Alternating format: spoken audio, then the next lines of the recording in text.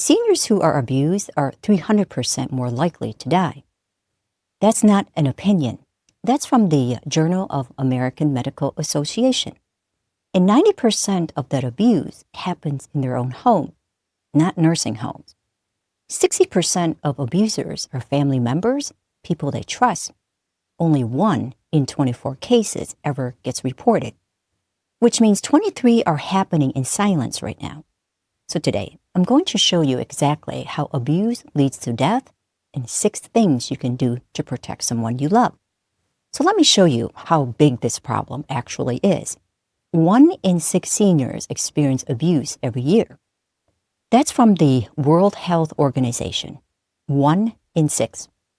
In the United States, that's 5 million older Americans abused annually.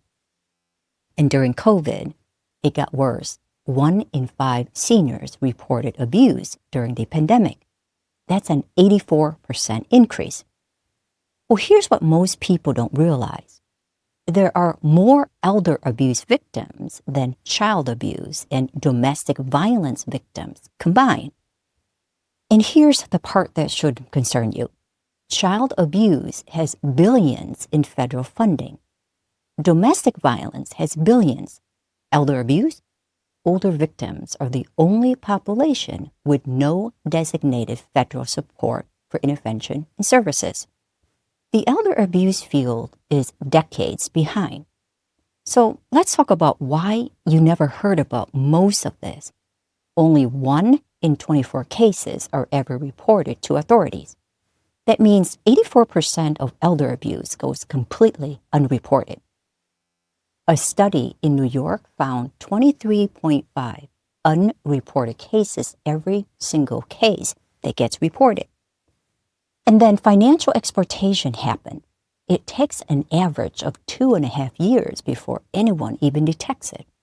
2.5 years of someone draining a senior's life savings before anyone notices. There are 4 types of elder abuse, and I want you to know what each one looks like. First, physical abuse. About 3% of seniors report physical abuse, but in nursing homes, that number jumps to 24%. And when physical abuse happens at home, spouses or partners are responsible 60% of the time. Second, there's emotional abuse. This is the most common form. 27% of seniors are affected. It includes threats, isolation, humiliation, controlling behavior. And here's something that broke my heart when I read it. 91% of abused seniors still say they're satisfied with the family member who's abusing them. Well, that's how deep the denial goes. That's how trapped they feel. And third, financial exploitation. This is one that drains everything. 28.3 billion lost every year to elder financial abuse. The average victim loses $120,000, and 78% never recover what was stolen. 72% of those losses come from someone the senior knows, not strangers, people they trust. Fourth, neglect. This is the most underreported. For every case of neglect that gets reported, 57 go unreported. Neglect leads to malnutrition, bed sores, untreated medical conditions, and 12% of nursing home staff have admitted to neglecting residents. So now let me show you how all of this connects to that 300% number. This is what I call the impact chain. Stage 1, abuse begins. Usually financial or emotional first. It's very subtle. Stage 2, the victim doesn't report. They're ashamed. They're afraid. And they have cognitive decline and can't recognize what's happening. Stage 3, their physical and mental health starts to deteriorate. Stage 4, depression sets in. Anxiety, they stop eating well. They stop taking their medications properly. Stage 5, hospitalizations increase.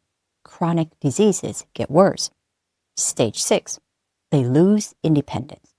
Maybe they lose their home because of financial exploitation. Stage 7. 300% higher risk of death. This isn't about someone being beaten to death. It's about a slow erosion of a person's health, their dignity, their will to live. And it's preventable. Now, I need to tell you something uncomfortable. 60% of elder abusers are family members. 2/3 are adult children or spouses. Let that sink in. The people most likely to abuse a senior are the people closest to them. And here's why this makes everything harder. When your abuser is also your caregiver, well, who do you tell? Who do you trust? Well, victims stay silent because they're afraid of losing their independence. They're afraid of being put into a facility. They're afraid of causing a family rift. They're afraid of retaliation. And many have cognitive impairment and can't even recognize or report what's happening to them. So let me ask you something. Has this touched your family? Let me know in the comment. Here's how I think about this. This isn't about bad people in nursing homes. It's about a system that ignores seniors. We build protections for children. We build protections for domestic violence victims. But older victims are the only population with no designated federal support. The elder abuse field is decades behind, and that has to change. So now let me address something you might be thinking. Some people say elder abuse mostly happens in nursing homes. Well, that's false. 90% of elder abuse happens in the victim's own home. Family members are responsible 60% of the time. Nursing homes get the headlines, but homes hide the crisis. Some people say, well, if it was so bad, they would report it. Only 1 in 24 cases are reported. Victims fear losing independence. They fear being institutionalized, and they fear causing family problems. Many have cognitive impairment and can't recognize or report abuse. Some people say elderly deaths are just natural aging. But that's exactly why elder fatality review teams exist. The assumption that elderly death is inevitable hides preventable deaths. The 300% mortality increase proves that abuse accelerates death. So next month, you'll either have made the call or you'll still be telling yourself it's not that serious. So here are 6 things you can do right now. Number 1, learn the warning signs. Physical signs include unexplained injuries, sudden weight loss, poor hygiene. Emotional signs include withdrawal, depression, fear around certain people. Financial signs include unpaid bills when there should be money, missing valuables, few friends who seem very interested in finances. Number 2, check on isolated seniors regularly. Social isolation is the number 1 risk factor for elder abuse. A weekly phone call or a visit could save someone's life. You might be their only protection. Number 3, report immediately if you suspect abuse. Don't wait. Don't assume someone else will handle it. Call Adult Protective Services or 911 if there's immediate danger. The National Elder Fraud Hotline is 833-372-8311. If that's not a current number, you could search online. Number 4, we'll have that money conversation right now. Talk to your aging parents about their finances, their care wishes, who they trust. Do this while they're cognitively sharp. Once dementia sets in, it might be too late. Number 5, set up financial monitoring. Multiple eyes on accounts, no one person with unchecked access, a trusted family member plus a financial advisor plus an attorney. That combination creates accountability. Number 6, choose a healthcare proxy carefully. This person has life or death power over medical decisions. Document it legally. Review it yearly. And never, ever give this to a potential abuser. 300% risk of death. That's what abuse does to seniors. But you now know the warning signs. you know what to do and you could protect someone. This is your family. Their safety is in your hand. The system isn't watching out for them. You are.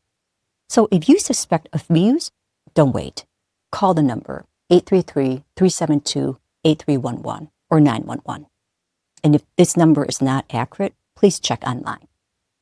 So if this video could help someone you know, a friend with aging parents, a caregiver who's overwhelmed, send it to them. It could save a life. And if you want to understand how seniors are being financially exploited through scams, losing billions to 400% increase in fraud, I made a video on that. The link is in the description. I'm Han Brown, and this is The Han Brown Show. I'll see you in the next one.